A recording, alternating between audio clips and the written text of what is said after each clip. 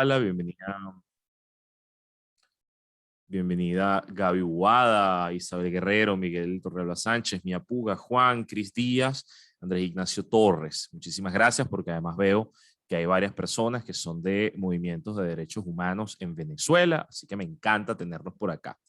Yo soy Luis Carlos Díaz, soy parte de la directiva de Internet Society en Venezuela. Internet Society es una organización mundial, una alianza mundial de la sociedad civil que defiende derechos de Internet, pero en realidad tiene también como una suerte de mandato sobre el desarrollo y acompañar el crecimiento de Internet. En este caso, estamos participando en una actividad que tiene que ver con el Día Mundial del Cifrado, de la Encriptación, y que se convirtió en una semana completa de eventos, porque de hecho va a haber una suerte de firma, de declaración de principios de distintas organizaciones globales para fortalecer el trabajo sobre la seguridad en Internet, el cifrado y demás. Hemos tenido muchos eventos que tienen que ver con la parte técnica, con los cómo, la importancia en términos de desarrollo informático. Propuse para esta actividad dedicarme también al tema de divulgación pública, es decir, cómo se lo explicamos a la gente, tocar el tema de derechos humanos, cómo es que el cifrado toca directamente y se está vinculado, está imbricado con la defensa de los derechos humanos y para qué le sirve a defensores y a periodistas. Ahora, esto se puede extender, porque uno suele hablar de periodistas y defensores de derechos humanos como personas que pueden estar en un espacio vulnerable ante la vigilancia, la persecución, el hostigamiento, y también como multiplicadores. Pero en ciertas sociedades, en ciertos contextos, los perfiles en riesgo son muchos más. Son personas que se dedican a la actividad política, son activistas de temas ambientales o de diversidad sexual o de distintos temas por los cuales también pueden ser perseguidos. Puede tocar también a gente que trabaja en organismos de seguridad y que le interesa tener mayores criterios para desarrollar políticas públicas en torno a la seguridad, y esos temas entonces son los que vamos a ir tocando. Estas son actividades que están pensadas para que duren menos de una hora, alrededor de una hora, y lo que les recomiendo entonces es que aprovechemos la parte del chat para dejar todos los comentarios y discusiones y cosas que les interese. Yo voy a estar grabando y quiero compartir con ustedes algunas pantallas que voy a mostrar. Vale, entonces ya me dijeron que se escuchaba bien y que se veía bien. Discúlpenme el desorden que tengo acá atrás en casa, pero creo que puede describir un poco lo que está ocurriendo, salvo que bueno, afuera está lloviendo en Caracas, Venezuela. Bienvenidos entonces, muy buenas tardes, y parto con la premisa. Y es que cuando trabajamos con seguridad digital, con cifrado, partimos de unos mitos que creo que es necesario que ayudemos a desmontar. El primero de ellos es creer que todo lo que esté conectado, todo lo que esté enchufado, todo lo que esté en red es factible romperle la seguridad, espiarlo, monitorearlo, creer que todo lo que está en Internet, pues su seguridad está vulnerada y violada, y eso no necesariamente es así. La vulneración de la seguridad tiene mucho que ver con las capacidades instaladas tanto en la defensa de la seguridad de las cosas, como en la capacidad instalada de los conocimientos, los recursos en los atacantes, ¿no? En aquellos que quieran agredir, que quieran entrar. Si los servicios fuesen por defecto inseguros, no tendríamos Internet. En términos generales, no tendríamos banca electrónica, no tendríamos transacciones, no tendríamos gobiernos electrónicos, gobiernos digitales, no tendríamos montones de servicios públicos y otras cosas que dependen de la interconectividad. Entonces, ese mito de que cualquier cosa que esté enchufada va a ser violentada no tiene sentido. Ahora, potencialmente sí puede serlo. Y eso incluye también las comunicaciones. Y por eso necesitamos ver cómo aumentamos nuestras capas, cómo aumentamos las capas de seguridad. Pero ahí nos chocamos entonces con un segundo mito, y el segundo mito es: no tengo nada que ocultar. Si yo no tengo nada que ocultar, entonces yo no debería estar hablando nada de cifrado, de encriptado, nada de estar escondiéndome. ¿Por qué? Porque yo no tengo nada que ocultar. ¿Qué es una raya más para un tigre? Solemos decir en Venezuela. Entonces, con ese mito del a mí, si el que me quiera escuchar, que me escuche, y el que me quiera leer, que me lea. Hay gente que descuida su seguridad, y eso, por ejemplo, para periodistas, para defensores de derechos humanos, es algo no negociable, porque entonces puedes poner en riesgo a tus fuentes informativas, puedes poner en riesgo a víctimas, puedes poner en riesgo a organizaciones, financistas, personas beneficiarias de tus programas. Pero si quieren estirar esto un poco, piensen, por ejemplo, que trabajan en la parte política y pueden poner en riesgo una campaña, o que trabajan en una empresa y pueden poner en riesgo entonces la actividad comercial, la operación de la empresa. Por eso, despreciar el valor de la seguridad tampoco tiene sentido. Y pensar que uno, como no tiene nada que ocultar, entonces no hay que utilizar mayor herramienta, no tiene sentido. Esos dos mitos hay que trabajarlos constantemente, sobre todo porque en materia de divulgación pública, que ya les decía al principio, la idea aquí es como tener criterios para comunicar, para hablar de estos temas en confianza en espacios que son no técnicos. Hay que repetirlos una y otra vez, porque el tema seguridad está en agenda. Y está en agenda periodística, en agenda informativa, siempre como algo negativo, siempre como violentaron este sistema, rompieron esta base de datos, le extrajeron unos datos a esto. O sea, siempre hay, lo noticioso es lo negativo, y eso también es una perspectiva que no es justa, que no muestra esto ¿cómo decir?, de una manera más compleja y como debería ser. Y es que la seguridad es cotidiana. La seguridad es parte fundamental de estas comunicaciones y es parte de lo que deberían ser nuestros rituales. Más adelante voy al tema de rituales. Conecto entonces esto con derechos humanos y saludo a la gente nueva que llegó a la sala: Eduardo, Graciela, Dayana, Ramón, Miguel Torrealba, gente que no había visto hasta este momento. Les recuerdo que tenemos abierto el chat y ahí pueden ir comentando y diciendo cosas. De hecho, lo voy a abrir acá. Listo, abierto. Buenas tardes, buenas tardes. Quiero compartir pantalla porque partimos de una premisa en materia de derechos humanos. Vamos a abrir acá y listo. Espero que lo estén viendo igual que yo. Ya lo tenemos acá. Nuestra maravillosa Declaración Universal de Derechos Humanos, que es una suerte de carta por la dignidad humana y es la base de arquitectura por la que se pueden desarrollar legislaciones y estándares internacionales. De la Declaración Universal de Derechos Humanos hay un artículo específico con materia de seguridad, que lo leo, y hay dos más que también tocan la actividad de Internet. El más importante, y es el que nos podemos agarrar para darle basamento a por qué el cifrado es importante, es el artículo 12. Y el artículo 12 de la Declaración Universal dice lo siguiente: nadie será objeto de injerencias arbitrarias en su vida privada, su familia, su domicilio o su correspondencia, ni de ataques a su honra o su reputación. Toda persona tiene derecho a la protección de la ley contra tales injerencias o ataques. Y entonces nos vamos a quedar con una sola palabra, esta de acá: correspondencia. ¿Qué pasa? Que la Declaración Universal es de finales de los años 40, específicamente del año 49. Y la injerencia sobre la vida privada incluía esta parte que habla justamente de las comunicaciones entre las personas. La correspondencia, el envío de cartas, el envío de sobres con información, con contenidos, se considera parte de la comunicación humana, y justamente la Declaración Universal protege que nadie debería ser objeto de injerencias arbitrarias, es decir, que el Estado intervenga, que las empresas intervengan, porque eso pone en riesgo a la gente. Esta premisa de la correspondencia, de las comunicaciones, es la que se estira en el tiempo, es la que se adapta en el tiempo para empezar a hablar entonces de comunicaciones en términos generales. Y esto implicaría ya llamadas telefónicas, mensajería, plataformas de comunicación y finalmente Internet. Internet como espacio.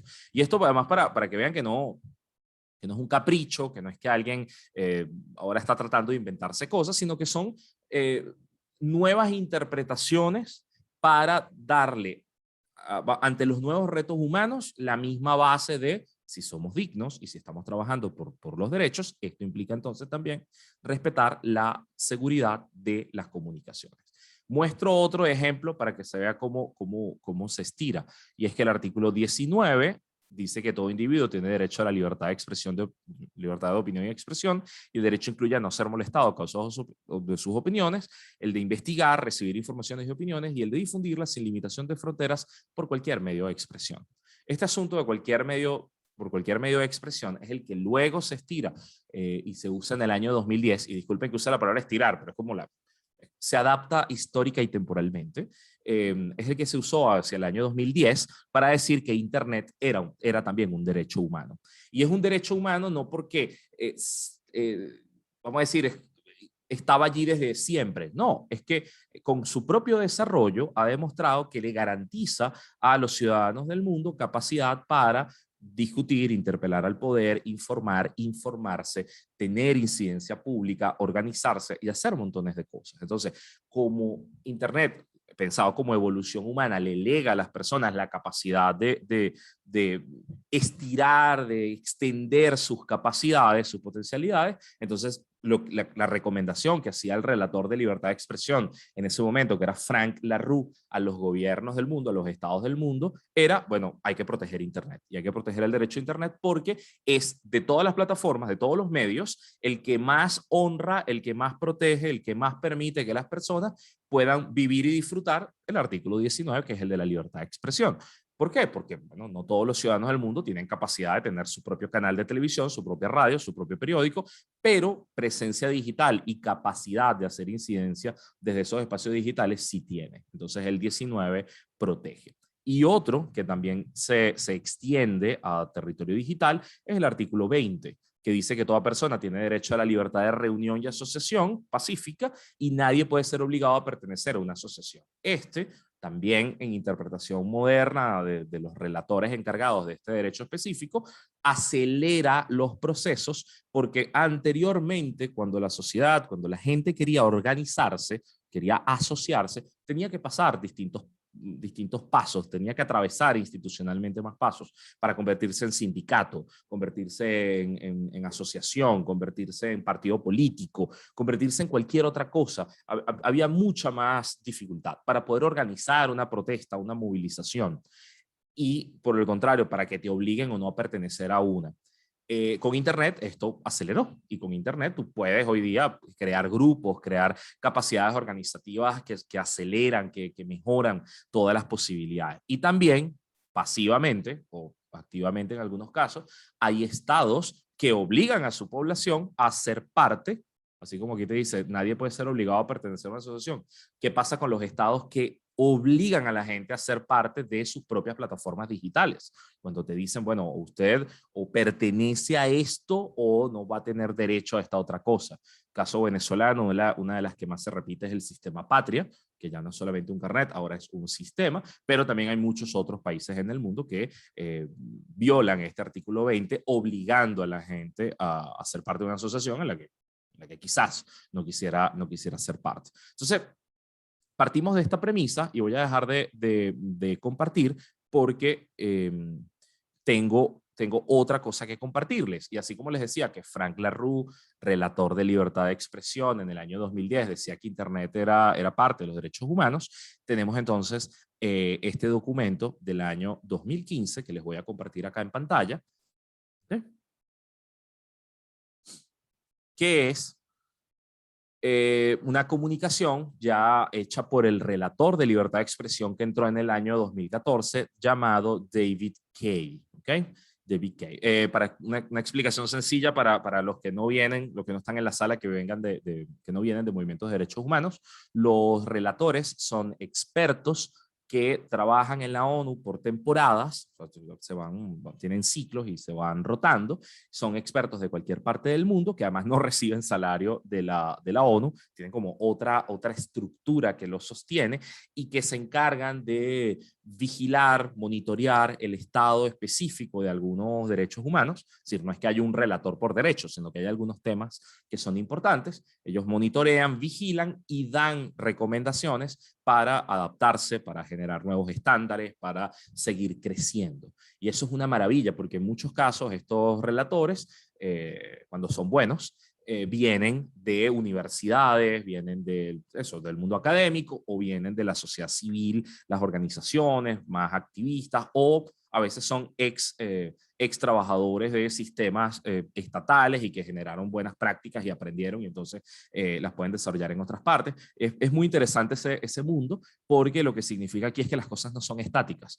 Los derechos humanos son una cosa bastante en movimiento, bastante dinámica. A veces sus ritmos nos pueden parecer lentos o a veces las adopciones en los países parecieran ser muy lentas, pero es bueno que siempre haya gente pensando qué es lo próximo, qué es el futuro y el estado de eso en otros países. Con esto lo que les comento es que, déjenme aprobar 3 personas más a la sala. Listo. Con esto lo que les comento es que David Kay en 2015 publica este documento accesible en la página web y es el reporte de relator especial para libertad de expresión y lo que habla específicamente es cómo el uso del encriptado y el anonimato en la comunicación digital tienen un efecto.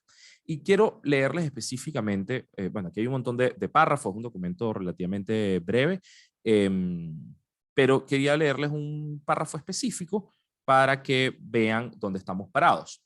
Dice David Kay, el cifrado y el anonimato, por separado o juntos, crean una zona de privacidad para proteger opiniones y creencias. Por ejemplo, permiten las comunicaciones privadas y pueden proteger una opinión del escrutinio externo, particularmente importante en entornos políticos, sociales, religiosos y legales que son hostiles. Cuando los estados imponen censura ilegal mediante filtros y otras tecnologías, el uso del cifrado y el anonimato puede empoderar a las personas para eludir barreras y acceder a información e ideas sin la intrusión de las autoridades. Los periodistas, investigadores, abogados y la sociedad civil dependen del cifrado y el anonimato para protegerse. Y sus fuentes, que pueden ser clientes, socios, víctimas y demás, para protegerse de la vigilancia y el acoso. La capacidad de buscar en la web, desarrollar ideas y comunicarse de forma segura puede ser la única forma en que muchos pueden explorar aspectos básicos de su identidad, como el género, la religión, la etnia, el origen nacional o la sexualidad. Los artistas también confían en el cifrado y el anonimato para salvaguardar y proteger su derecho a la expresión, especialmente en situaciones en las que no solo el Estado crea limitaciones, sino que también la sociedad no tolera opiniones o expresiones no convencionales. Entonces, lo que nos dice David Kay en este documento este documento de 2015 es que la encriptación y el anonimato pasan a ser valores importantes para la defensa de la libertad de expresión. Y esto sí genera un punto de debate durísimo, porque hay países que dicen que esto no es tolerable. Por ejemplo, hay países cuya legislación prohíbe el anonimato. Venezuela es uno de los casos, el país desde el cual les estoy hablando, y creo que es la mayoría de las personas en la sala. El anonimato no está permitido de ninguna manera. Hay países donde el cifrado de comunicaciones es visto como una cosa terrible, penalizada por completo. Se dice en esos casos que la seguridad de la nación sobre las comunicaciones está por encima de la libertad de los individuos para manifestarse. Y este debate es importante porque antes se decía que era un terreno gris, que era un terreno donde no estaba todo claro, que había que discutirlo, que había que generar nuevos estándares, pero con el paso del tiempo ya ha sido resuelto y lo resuelve el relator de libertad de expresión justamente en este informe. Me explico un poco mejor. Cuando se cifran comunicaciones, lo que se busca es que entre el emisor y el receptor, todo lo que esté en el medio, las plataformas, las capacidades técnicas que tengan los administradores de las redes, quienes puedan interceptar esas comunicaciones, no puedan entender, no puedan acceder a esa correspondencia que debe ser secreta. La idea del cifrado es garantizar que de punto a punto las cosas van a estar protegidas. Entonces, ¿qué dicen los estados? Que bueno, cifrar le permite a los terroristas, a los pedófilos, a los estafadores cometer sus delitos. Les permite ponerse de acuerdo, captar personas, les permite hacer cobros, extorsionar, les permite explotar material de contenido sexual, les permite hacer un montón de fechorías. Y que, bueno, como ellos están persiguiendo esos delitos, no pueden permitir el cifrado, el encriptado, porque estas medidas más bien los protegen. Esa era la discusión. Y con el paso de los años ha cambiado. ¿Y ha cambiado por qué? Porque es que resulta que también quienes trabajan en seguridad tienen que protegerse. Y estiro esto un poco más, lo explico un poco mejor. La propia Interpol, en su y la Europol en Europa, los tipos asumen, y lo han dicho públicamente, que para perseguir terroristas, ellos también tienen que usar mecanismos de cifrado y tienen que ser anónimos y tienen que ser capaces de no dejar huella de sus comunicaciones.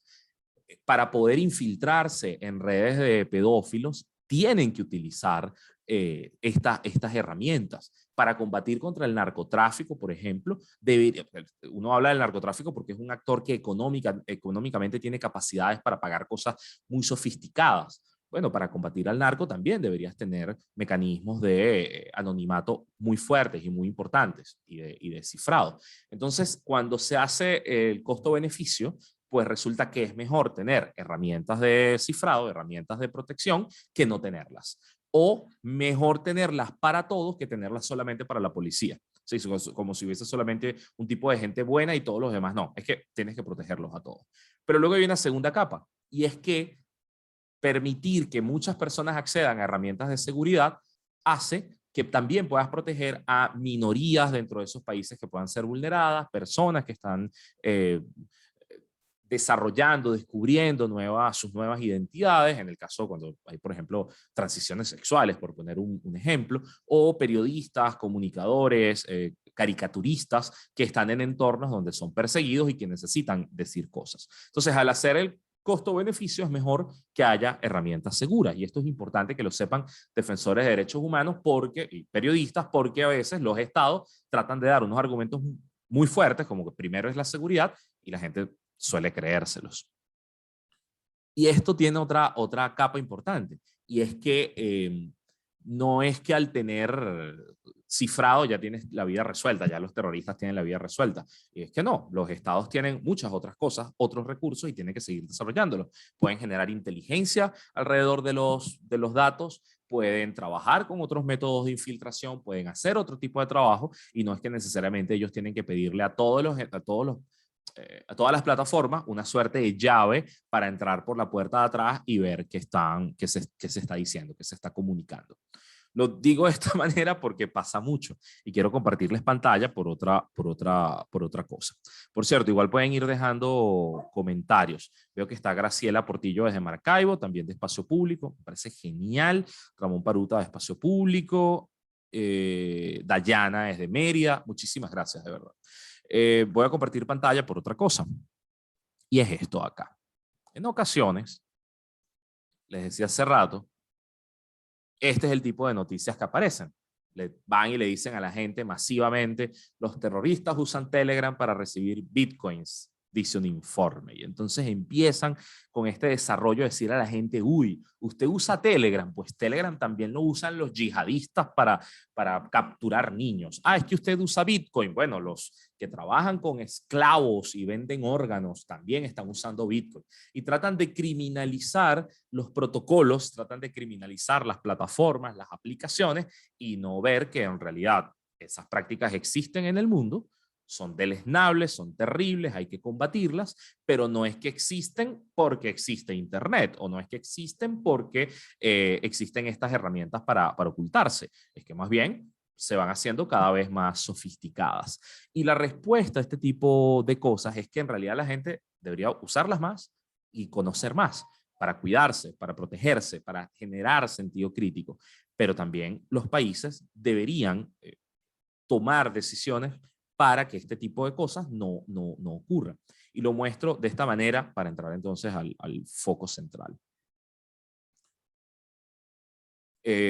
Rights International de España comentaba ya en el año 2015, paralelo a la publicación del documento de David Kay, el cifrado del anonimato así como parte de los derechos humanos, y daba más o menos algunas de las cosas que les he ido comentando, que es posible hacer compatible la política de lucha contra el terrorismo y mantener la seguridad nacional con el mantenimiento de estándares más seguros de comunicación. ¿Por qué está pasando esto? Nos lo avisa Reuters, y esto creo que es del año 2018. 2018, sí. Los países se burlan del derecho a la encriptación de mensajes. Y esto lo dice también David Kay. Esto lo hizo 3 años después de haber hecho su informe. Y es que hay países que, por ejemplo, Rusia, China, Irán, Turquía, Pakistán, Gran Bretaña, los ciudadanos no pueden contar con mantener privadas sus conversaciones por Internet, según el informe preparado para el Consejo de Derechos Humanos de la ONU. En este caso fue el relator que ya había cambiado, Joseph Kanatashi. Y vamos a decir, esta evolución es porque ya empiezan a hacer seguimiento de qué están haciendo los estados y cómo vulneran la comunicación. Y uno suele pensar, bueno, no, esto solamente ocurre en países donde no hay leyes, en países donde los estados son forajidos. Pues no. Resulta también que con todo y el Estado de Derecho que puede tener Gran Bretaña, o todo y el Estado de Derecho que puede tener Estados Unidos, todo el desarrollo que pueden tener en estas materias, pues resulta que también están vulnerando la privacidad de los usuarios. Y en ocasiones lo hacen por diseño, por defecto, porque tratan de hacerlo así desde las aplicaciones, y en otra es porque hacen ataques o tienen software que tiene mayores capacidades de procesamiento que, lo que suele tener la gente. ¿Y esto con qué toca? Pues resulta que, aprovechando que en sala hay periodistas y defensores de derechos humanos, hemos visto todo un crecimiento de cómo el tema de privacidad digital está en la agenda de formación. ¿Por qué? Porque hay que proteger a la gente, hay que proteger con quienes trabajamos.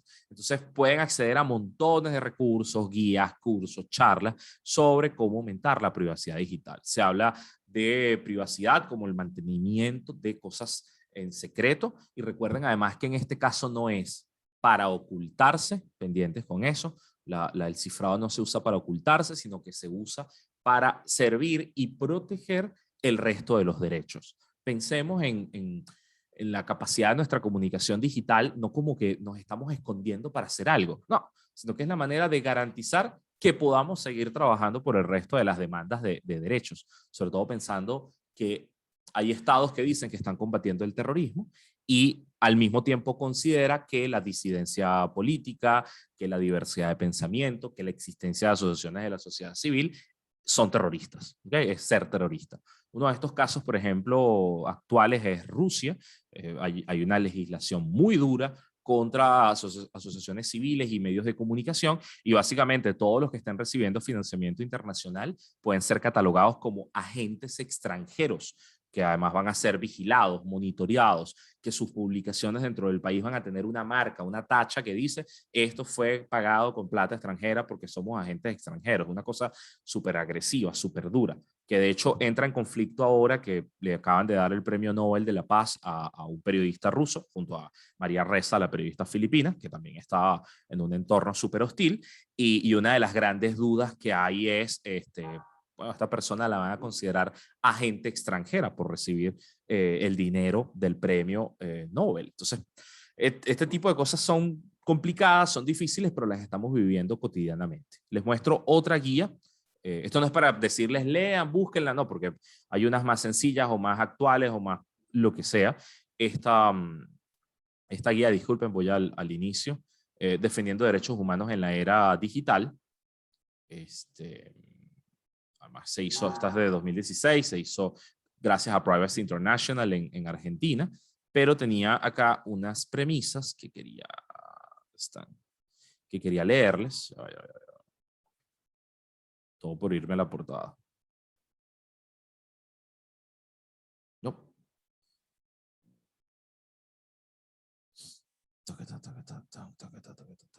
Ok, ya se las muestro. Ajá. Y tiene que ver con un manifiesto firmado ya hace 5 años. Les decía que pronto esta semana se van a firmar nuevos acuerdos, nuevos estándares. Y en este caso, en esta firma, este documento decía, los gobiernos no deberían prohibir ni limitar el acceso de los usuarios a las tecnologías de cifrado o prohibir el uso de cifrado por grados o tipos. ¿Okay? Esta cosa es para usted y esta cosa no. Pues no, aquí debería ser para todos. Los gobiernos no deberían exigir el diseño o la implementación de puertas traseras, de backdoors, o vulnerabilidades en las herramientas, tecnologías o servicios. Y esto pasó, por ejemplo, cuando RIM, BlackBerry, llegó a los Emiratos Árabes, que además se habla muy poco de esa zona del mundo, pero cuando llega RIM, RIM, el Estado le dice, bueno, sí, bienvenidos, ustedes pueden trabajar acá y las conexiones pueden ser cifradas entre sus teléfonos, pero el Estado tiene el derecho de acceder a esas comunicaciones. Dennos y lo pedían, dennos la llave de cifrado para poder ver los contenidos. Y eso fue gravísimo, además, porque ellos decían que estaban buscando conspiradores contra el rey y en realidad lo que hacían era poner en riesgo a todos los usuarios del mundo en RIM porque es la misma plataforma. Lo que decía este documento en ese momento era, o sea, los gobiernos no deben exigir esto. Lo otro que dice es que los gobiernos no deberían requerir que las herramientas, tecnologías o servicios sean diseñados o desarrollados para permitir el acceso de terceros a datos sin cifrar o a las claves de cifrado. Y explico esto un poquito mejor, porque hay estados, y era parte de por qué Gran Bretaña estaba en la lista de este informe de la ONU del 2018, es que hay estados que dicen, bueno, está bien, yo puedo quizás respetar la privacidad de las comunicaciones, ¿okay? Yo respeto, no sé, las llamadas telefónicas y no las escucho, o yo respeto los envíos de correo electrónico o los mensajes, pero me quedo con toda la metadata. ¿Okay? Y eso es grave. Es grave porque en ocasiones la metadata, en muchas ocasiones la metadata no está cifrada y explico un poco mejor para los que entraron y no manejan estos términos. Imagínate, por ejemplo, que yo le voy a enviar un correo a Mia Puga, que está en la sala. Lo que yo le escriba a Mia Puga en ese correo, pues solamente lo ve ella y lo veo yo. Pero ¿qué sería la metadata? Bueno, el título, la fecha, la dirección desde donde la estoy enviando, la IP desde la cual la envío y la IP que la recibe. O sea, hay un montón de datos que no son exactamente el mensaje, pero que acompañan el mensaje y que le permitiría a una inteligencia artificial o al propio empleados del Estado, personas con curiosidad y tiempo, les permitiría elaborar patrones, les permitiría saber qué está haciendo la gente, dónde, cuándo, cómo, con quién, y eso a la larga puede ser peligroso. Cuando se demostró a través de, gracias al sistema Prisma, que pasivamente masivamente se vigilaba, se monitoreaban comunicaciones de personas solamente por ser sospechosas, y cualquier persona que era sospechosa pues empezaba a generar a su alrededor un círculo de personas sospechosas porque tenían contacto con ella, y eso hacía que fuese masiva la vigilancia. Pues bueno, básicamente, masivamente se está violando derechos humanos. En este caso, no es solamente que los gobiernos no te pidan la llave, sino que además no exijan que un tercero acceda a esos datos, y el punto es clave. Además, los gobiernos no deberían tratar de debilitar o socavar los estándares de cifrado o influir intencionalmente en su desarrollo, a menos que sea para promover un mayor nivel de seguridad de la información. Es decir, solamente se permite o se debería permitir una suerte de intervención en positivo. Es decir, el Estado puede entrar, pero es para garantizar aún más los derechos de la gente. ¿Qué es lo que en realidad deberían hacer? Es lo que deberían hacer. El Estado está allí para garantizar derechos. ¿Okay? Esa es la premisa, y por lo tanto el Estado es el único que viola derechos, y garantizar derechos es hacer más fuerte, hacer más robusto este asunto. Por último, ningún gobierno debería exigir algoritmos, estándares, herramientas o tecnologías de cifrado que sean inseguros. Tampoco debería, por acuerdo privado o público, obligar a presionar a entidades para que actúen de manera incompatible con los principios anteriores. Y este punto también es clave. Por ejemplo, ha pasado en varios países, no solamente caso venezolano, de estados que obligan, recomiendan, impulsan la instalación de aplicaciones en computadoras o en teléfonos para poder acceder a ciertos servicios, ¿no? Por ejemplo, que si un cuadrante de seguridad en la ciudad geolocalizado para que denuncies lo que está ocurriendo. Bueno, básicamente le estás diciendo al Estado dónde estás tú todo el tiempo, y eso pues, puede ser problemático. O para poder hacer una transacción bancaria, un banco del Estado, entonces tienes que dar una cantidad de datos que se exceden los que el protocolo bancario exige. O sea, hay montones de cosas donde lo que se pide aquí es no hacer daño, ¿okay? No excederse en el daño. Y eso es bueno que lo tengamos, porque en materia de estándares es clave, es importante. Hago breve recorrido y conecto.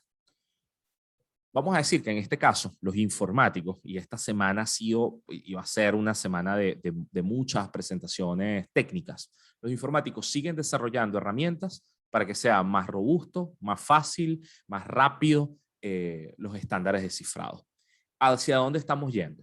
Estamos yendo a una Internet donde no solamente haya herramientas y aplicaciones que usan el cifrado para poder conectarse, sino que estamos caminando, estamos avanzando, es lo que quisiéramos, hacia un estado de cosas en el que por defecto el diseño de la red ya venga cifrada, ya venga encriptada, ya proteja a la gente. Es decir, que no sea la excepción, sino que sea la norma.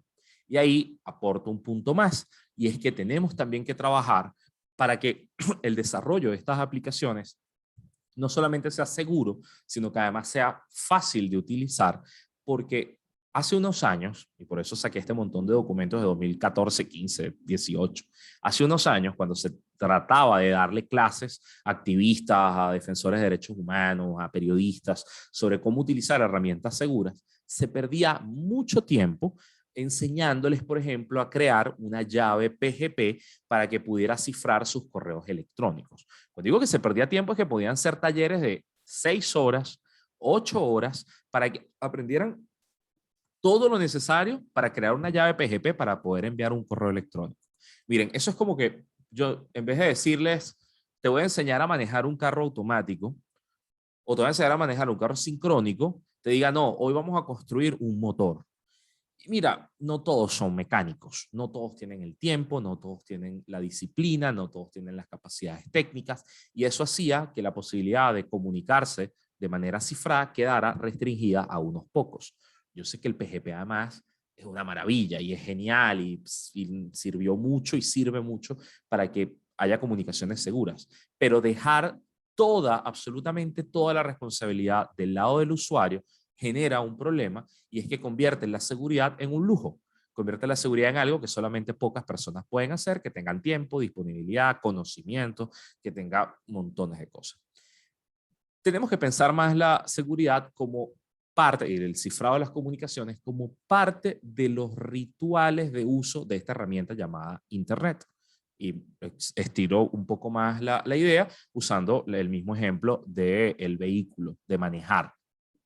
Cuando vamos a manejar, a veces sentimos que perdemos tiempo poniéndonos el cinturón de seguridad, o perdemos tiempo manejando un poco más lento, o perdemos, ¿sabes? Perdemos tiempo esperando que el semáforo cambie la luz. Y en realidad, cuando se analiza esto desde un modelo de riesgo, ponerse el cinturón, manejar a una buena velocidad y respetar las señales de tránsito, lo que hace es mitigar lo más posible los riesgos asociados a conducir un vehículo. Eso tiene que ser visto de manera positiva y no como si fuese una imposición, algo pesado, algo fastidioso, algo que lío esto.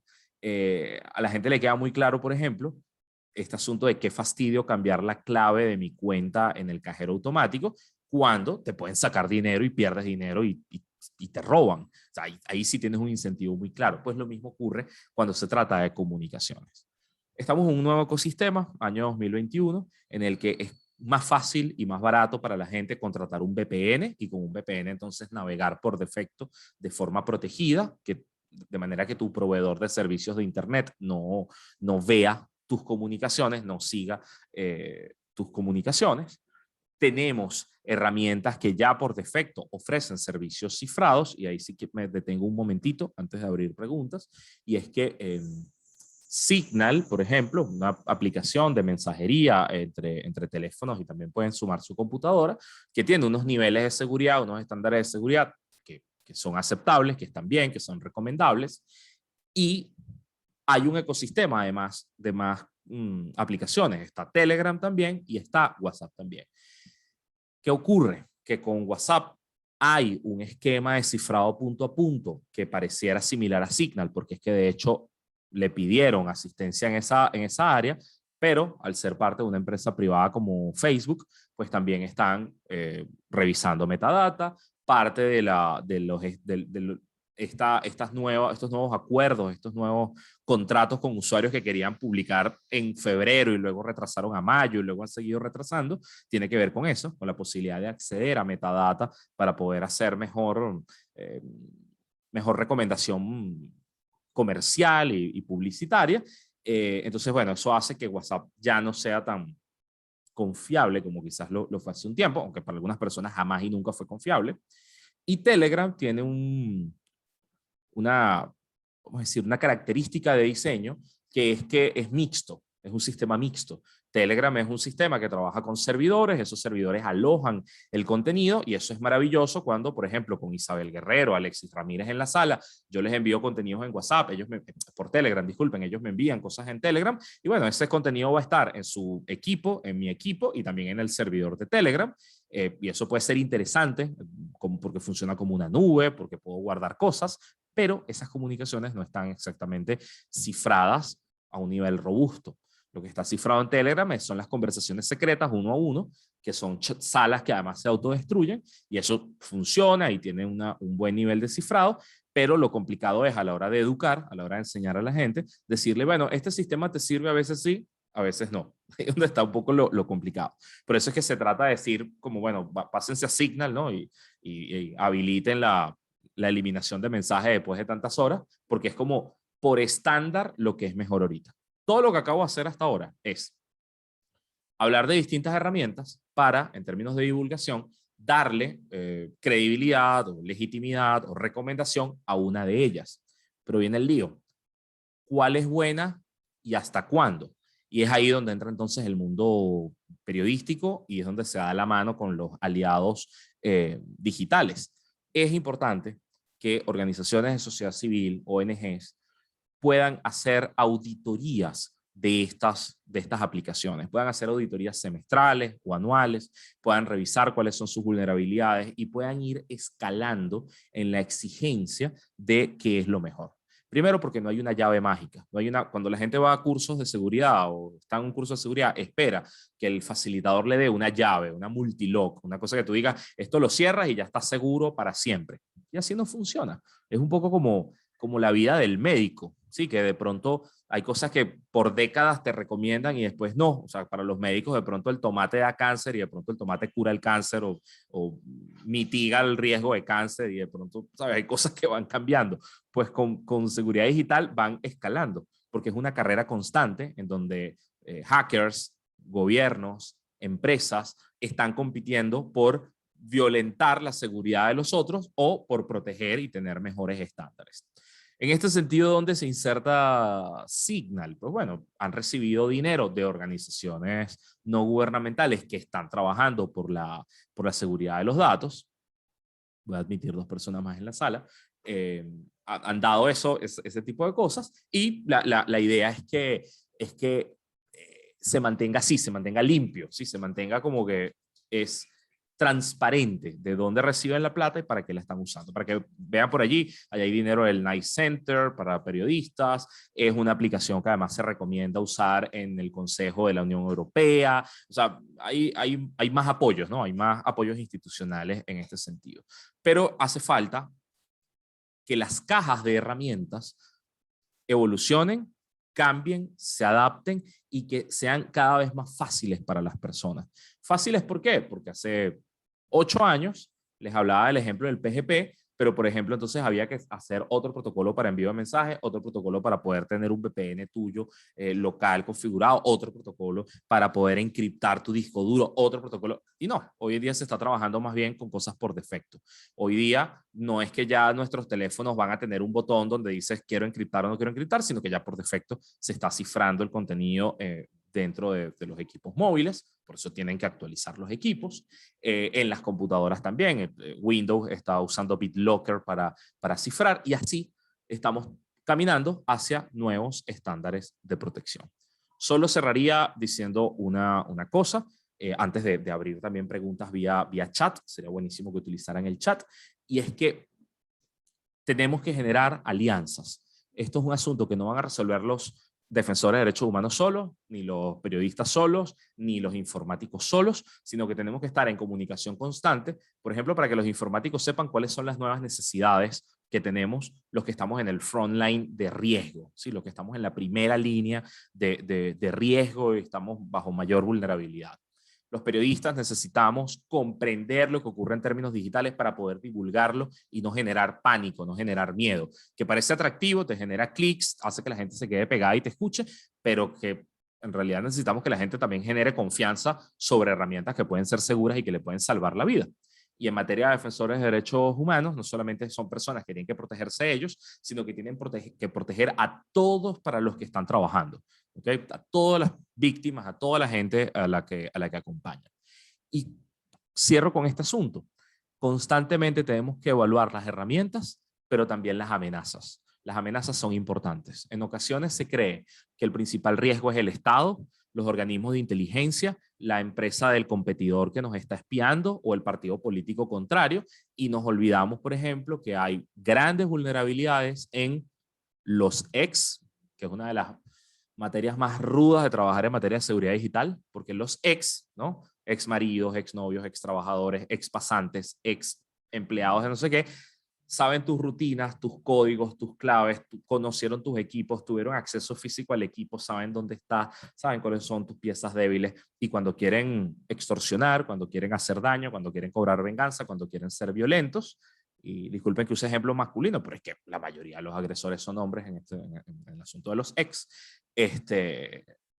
la, la, muchas capas digitales que están hechas para protegerte de amenazas mayores se caen porque estas personas están muy cercanas a la víctima y la hacen mucho más vulnerable. Entonces, actualizar constantemente cuáles son las amenazas y cómo se comportan y cómo protegerse ante ellas, que en ocasiones implica cambiar de equipo, cambiar de clave, cambiar de protocolos, cambiar de rituales de uso de herramientas, todo eso nos va a ayudar a tener un entorno más seguro y más sano para trabajar. Yo agradezco muchísimo que me hayan acompañado estos 45 minutos de charla, los tenía cronometrados y me gustaría leerlos en el chat porque creo que ahora es que hay que discutir un montón de cosas sobre cifrado. Por cierto, les repito, esta semana hay muchos más eventos con Internet Society y toda esta alianza de personas hablando del Encryption Day, y además se va a firmar va a haber una firma pública de un nuevo documento global para trabajar el cifrado que nos va a interesar a todos los que estamos metidos en este mundo. Pero bueno, los leo. Está abierto el chat y estoy por aquí.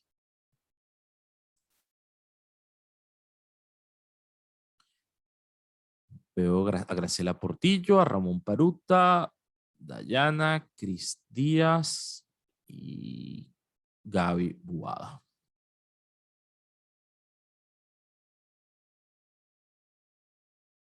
Ok, vale.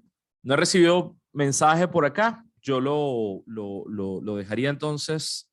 Ok, si hay una duda ahora. Acaba de llegar, perfecto. Gaby Guada dice, gracias Luis Carlos, muy interesantes estos datos. Yo tengo una duda en cuanto a la diferencia de usar distintas de estas plataformas. Cuéntame, Gaby, ¿cuáles son diferencias de usar distintas plataformas a la vez? Vale, te leo. Fíjate qué ocurre. A mí lo que me pasa con las plataformas es que lo que he hecho es dividirlas por grupos de personas. Entonces, yo entiendo, por ejemplo, que WhatsApp para mí no es una herramienta tan segura, no es una herramienta tan segura, pero entonces dejo allí grupos que puedo entender que no corren riesgo. Por ejemplo, grupos familiares, grupos de condominio y grupos de algunos colegas, pero donde no se hablan de cosas privadas, o grupos de defensores de derechos humanos, pero donde no se hablan de cosas que pongan en riesgo a nadie. Es decir, es como el espacio que sabes que está más a la vista del público.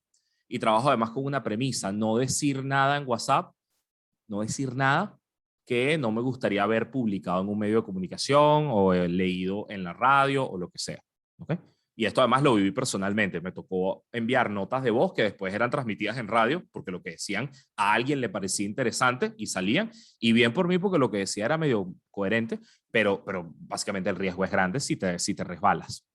Entonces, tener eso allí, eso seguro, controlado en WhatsApp y todas las cosas que son seguras de riesgo, que necesitan niveles de seguridad en Signal, es más sano, es bueno. Y además Signal configurado para que se borre automáticamente de todos los teléfonos y demás. Ahora, cuando dices que te vuelve particularmente loca, es porque veo que la mayoría de la gente tiene algo que yo no tengo. Y es que la mayoría de la gente tiene notificaciones activadas y siente que tiene que estar saltando de una cosa a otra todo el día. Y ahí sí, yo no los acompaño. Mi volumen de trabajo, mi flujo de comunicaciones es tan alto que yo tengo desactivadas todas las notificaciones de todas las aplicaciones. Yo entro al correo electrónico para saber qué hay en el correo electrónico. Entro a WhatsApp para saber qué hay nuevo en WhatsApp. Y eso me permite gestionar mejor mi tiempo, gestionar mejor mi atención, no hay nada tan urgente como que necesita respuesta ya. El que quiere respuesta ya, llama, por supuesto, por Signal o por WhatsApp o por Telegram, o sea, no, llama por IP, pero te permite controlar tu atención, tu tiempo y no sentirte loco, no sentir que estás disperso. Otra cosa que ayuda muchísimo es que gracias a que hoy día buena parte de estas aplicaciones las puedes tener también en tu computadora, como yo estoy trabajando buena parte del día en la computadora, las puedo tener pasivamente a un ladito allí, nuevamente, sin notificaciones de ningún tipo. Yo creo que esa es una de las vamos a decir, dos políticas que me han funcionado mucho, no sé si les sirvan a ustedes.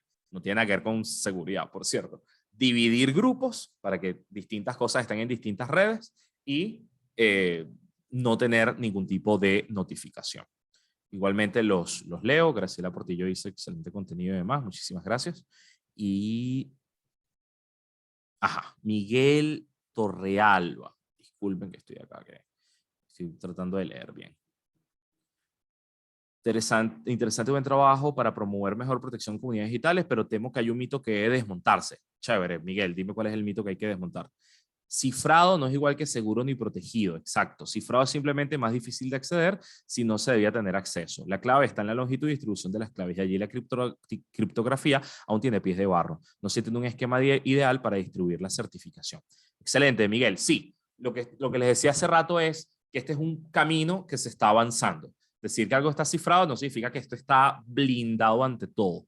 Va a depender de las capacidades técnicas de aquel que quiere destrozarte el servicio o de tu propio cuidado respecto a tus equipos, a tus protocolos, a cómo te comportas. Entonces sí, ahí tienes razón. Se está avanzando hacia mejores formas de cifrado y justamente ahorita, por ejemplo, se está trabajando con modelos de doble llave, de manera que tanto el receptor como el que recibe y el que envía, pues tengan mejores protocolos. Se está trabajando con otros niveles de criptografía, de otras cosas. Y eso es maravilloso, maravilloso acompañarlo, pero siempre hacerlo entendiendo que estamos mitigando riesgos, o sea, estamos trabajando con un riesgo que puede ser controlado. Creo que sería la mejor manera de trabajar.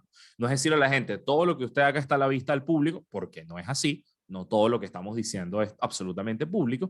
Hay espacio para la privacidad y ese espacio tiene que ser preservado, cuidado y trabajado para hacerlo más fuerte, justamente para tener luego mejores protocolos. Graciela Portillo dice, a la plataforma WhatsApp que lo hace inseguro. Graciela, pasa lo siguiente.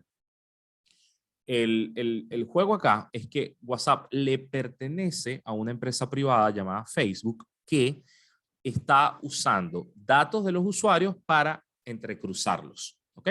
Y en ese cruce está generando patrones de identificación, está cruzando cosas para, vamos a decir, hacer mejor target publicitario, para poder conectarte en otras redes. Te pasa, por ejemplo, que metes a alguien nuevo en tu lista de teléfonos, como está en tu lista de teléfonos, lo tienes ahora en WhatsApp y de pronto te aparece recomendado en Instagram. Entonces dices, bueno, esta gente está viendo lo que yo hago. Y WhatsApp tiene ahora, desde hace meses, un pendiente, que es que ellos querían que los usuarios aceptaran un nuevo estatus de su servicio, que es que les permita utilizar la metadata justamente con fines comerciales. Entonces, eso fue lo que hizo que hace unos meses hubo un montón de gente que cerró, que se fue de WhatsApp, que migró grupos, que hizo distintas cosas. Esa es la parte que se hace insegura, que más se denuncia. Hay otra que puede ser insegura a la larga y que se recomienda también para defensores de derechos humanos que tengan cuidado, y es que, por ejemplo, WhatsApp no borraba mensajes en todos los teléfonos. Por eso de hace unos meses para acá está activa esta posibilidad de que se borren automáticamente a los 7 días. Pero no es como Signal, que el usuario decide, yo puedo activar un temporizador de 1 hora y pasado 1 hora el mensaje se borra de mi teléfono y del tuyo y no existe en ninguna parte. Eso en WhatsApp no pasa. Entonces los grupos terminan siendo muy inseguros porque son asimétricos. Son inseguros porque tú no sabes quién sí borró o quién no borró algo que se dijo. En cambio, cuando tienes control de temporizador, se hace más seguro. Y una tercera cosa de WhatsApp es que los respaldos que hace de los chats, los respaldos que hace de las conversaciones, de los grupos, los guarda y los envía a Google Drive. Entonces, tu seguridad de comunicaciones digitales es tan segura como tengas el respaldo de Google Drive. Y por ahí se puede saber un montón de cosas. Y no tú, sino todas las personas que están en ese grupo al que perteneces tú, que puede ser el grupo X, no sabes quién de ellos está haciendo un respaldo que está guardado en Drive, fuera de la plataforma. Entonces, ahí tienes unos puntos de vulnerabilidad que hace que la gente diga, epa, alerta, cuidado con esto. Uno dirá, bueno, pero eso no me afecta a mí, que lo que tengo es un grupo de, no sé, representantes de un preescolar, o yo lo que tengo es un grupo de condominio de mi edificio. Ok, vale, es válido, está chévere, pero por eso justamente la charla era sobre periodistas y defensores de derechos humanos, que son personas que están trabajando constantemente con datos, con informaciones delicadas. Ramón Paruta, la duda que tengo es en el tema de las llamadas. Las llamadas pueden ser grabadas, entonces cada medio de comunicación tiene sus riesgos. Siempre quedará de parte de cada quien el cómo suministrar la información. Ramón, pasa lo siguiente. Por ejemplo, en el contexto venezolano, las llamadas telefónicas son interceptadas de una manera muy sencilla, porque casi que se graban por defecto. Y es una premisa de la fiscalía, creo que del año, no sé, ya 2011, 12, qué sé yo. Eh, entonces, las llamadas telefónicas normales son muy, muy vulnerables. Y en este país, no solamente, vamos a decirlo de esta manera, en Colombia hay una sospecha, hay casos de chuzadas, que son pinchadas de llamada, cometidos contra la disidencia política por parte del gobierno de Álvaro Uribe. Y por ahí hay unos juicios que están pendientes de ver si pasó, si no pasó, cómo pasó. En Venezuela no hay sospecha de que eso haya ocurrido. En Venezuela hay la certeza de que ocurrió, porque la llamada fue interceptada, fue grabada y además fue transmitida en venezolana de televisión, en el medio del Estado. O sea, el propio Estado te decía, sí, nosotros grabamos llamadas y las ponemos al aire. Entonces, ahí se rompió el pacto de confianza, ahí se rompió vamos a decir, la confianza y la seguridad que uno puede tener sobre estas aplicaciones, no, sobre esta plataforma para llamar por teléfono. ¿Qué se hace desde entonces y qué se recomienda desde entonces? No hacer llamadas telefónicas a menos que vayas a decir algo que igual puedes salir al aire en la radio. O sea, si lo puedes decir en una plaza pública, la puedes decir en una llamada telefónica normal. ¿Qué se recomienda? Utilizar voz sobre IP, es decir, voz usando datos y que esté cifrado. Entonces allí, WhatsApp, Telegram y Signal tienen unos protocolos bastante buenos en los que agarran tu voz, la cifran, envían ese contenido cifrado a través de datos hasta el otro teléfono, se reciben y se descifran. Entonces, las llamadas de WhatsApp, Telegram y Signal son muchísimo más seguras, pero muchísimo más seguras que una llamada telefónica regular. Ahora, entre WhatsApp, Telegram y Signal, ¿qué es lo más seguro? Ahí, vamos a decirlo de esta manera, para las capacidades técnicas de aquellos que en Venezuela quieren pinchar llamadas, cualquiera de las tres es aceptable, porque no tienen la capacidad ni de interceptarla, porque esos datos están mezclados con montones de datos que fluyen, ni de descifrarla. ¿Okay? Entonces ahí no es que vas a hacer un ranking como, bueno, ¿cuál es mejor en estas tres? Yo recomendaría Signal. Y la recomiendo, ¿por qué? Porque fueron ellos los que empezaron con Red Phone y fueron los que su protocolo sirvió para las otras aplicaciones y no han dejado de actualizarse. ¿Cuál es la recomendación con Signal? Tenlo y manténlo actualizado. Entonces preguntas tú, ¿las llamadas de Telegram son más seguras? Sí, son más seguras que una llamada regular por teléfono. Ahora, Telegram es más seguro que Signal en llamadas telefónicas. No tengo esa auditoría a la mano, no tengo los documentos a mano, pero ambas son tan seguras que de quien te quieras ocultar en este momento acá, cualquiera de las dos te puede servir. ¿Okay? Sé que el chat secreto es muy seguro, dices tú. Y sí, el chat secreto de Telegram es la instancia más segura, el que tiene mayores protocolos de todo Telegram, pero lo convierte entonces en un sistema mixto. Es muy seguro el chat secreto, pero son inseguros los grupos. Entonces también tienes que vivir con esa dualidad, mientras que en Signal todo es seguro. ¿Okay? Son seguras las comunicaciones de 2, de 3, de 8. ¿Okay? Entonces ténganlo allí. Chéverísimo. Respondido entonces las preguntas, agradeciendo su presencia esta tarde acá. Yo agradezco muchísimo que hayan estado aquí y voy a leer el último mensaje de Miguel que lo acaba de escribir, disculpa. En computación forense se tiene como base de esa disciplina un principio, un investigador francés, entre comillas dice, todo contacto genera rastro. Eso aplica para el mundo analógico y digital. De hecho, en el mundo digital es más agudo el asunto. En los años 90, en el área de seguridad informática, se tuvo que aceptar que no hay sistema seguro. Costó mucho aprender eso. Cuidado con la palabra seguro. Tienes toda la razón, Miguel. Y además te sumo otra cosa.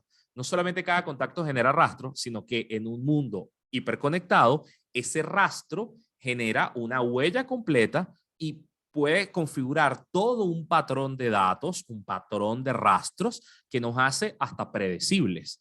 Porque si sabes qué hace una persona muchas veces, puedes incluso adelantarte a sus próximas acciones. Y por eso incluso a veces hasta los navegadores adaptándose a los usuarios, trata como de aproximar publicidades que no te esperabas, pero no porque te estén escuchando, ¿no? Sino porque es que de verdad eres muy predecible por el rastro que has dejado antes. Y sí, tienes muchísima razón en eso. Uno usa la palabra seguridad, pero como si fuese una suerte de seguridad relativa. ¿Okay? Es relativo al momento que estamos pasando o es relativo a la capacidad técnica que tienen los agresores. Con esto, agradezco muchísimo su presencia esta tarde y espero que puedan seguir esta semana los siguientes eventos y que estén pendientes del cifrado. Yo los voy a publicar en mis redes y en la red de Internet Society Venezuela. Un abrazo a todos y buenas tardes.